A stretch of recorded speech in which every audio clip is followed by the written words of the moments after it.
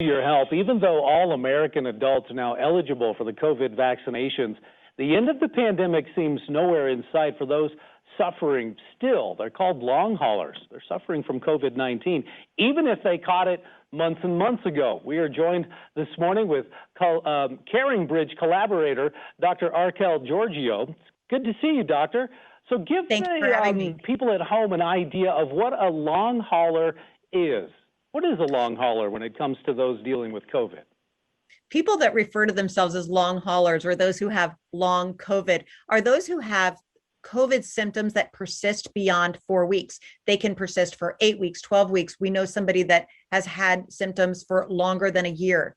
And the most common symptoms are cough, chest pain, shortness of breath, joint pain, fatigue, but there can actually be 200 different symptoms that people have, and they vary from patient to patient. In fact, in the same patient, the symptoms can vary from day to day. That's what makes this so challenging. And long COVID affects about 10% of people who have COVID-19, and it doesn't matter whether you had a mild case or a severe case of COVID, you're still at risk for long COVID.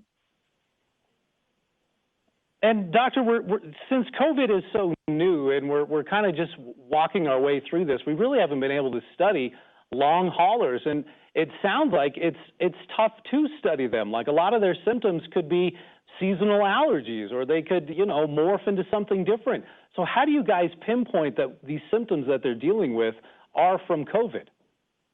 Well, that is what makes it very challenging. And that's why one of our strongest recommendations is if you have symptoms of what you think could be long COVID, to make sure that you connect with your doctor and have them be able to diagnose whether it is long COVID, or maybe there's another underlying condition that needs to be addressed and treated.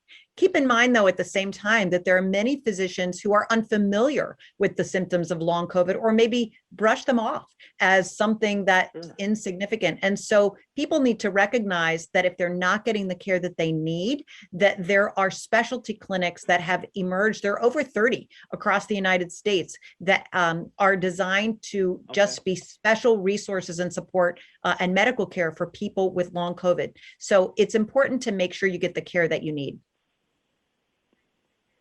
And CaringBridge is helping these people. Describe a little bit about how people can log on. Maybe they can't go out, but they can log on to their computer and reach out to talk to those people who are dealing with that. Describe CaringBridge's role in that.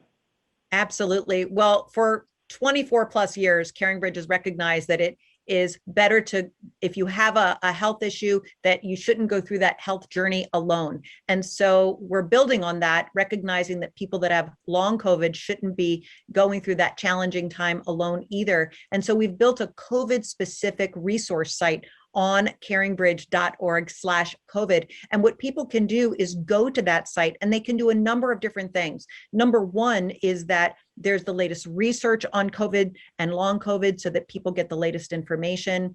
There are links to support groups that have formed online of patients that have long COVID so that you can connect with other people that have this condition and share ideas about what's working, what's not working. We have a survey that we really hope that people will complete, because people that have long COVID have an opportunity to contribute to the research and maybe help other patients. So people's answers are confidential, but we'll be aggregating the results in the middle of the summer and releasing them publicly. And then you could start your own CaringBridge site so that you can have your friends and family and those who love you in a community, a private, safe community online, so that people know what's going on with you, and so that you can reach out to them and you can tell them how to help, because they want to help. They just need to know how. Boy, that is true. Dr. Giorgio, we appreciate what CaringBridge is doing to help those that continue to suffer with COVID. And we know that when you said 10%, the numbers will continue to grow. And reaching out, talking about what's going on is how we can get to the end of this. So we appreciate your advice and you sharing what CaringBridge is doing and how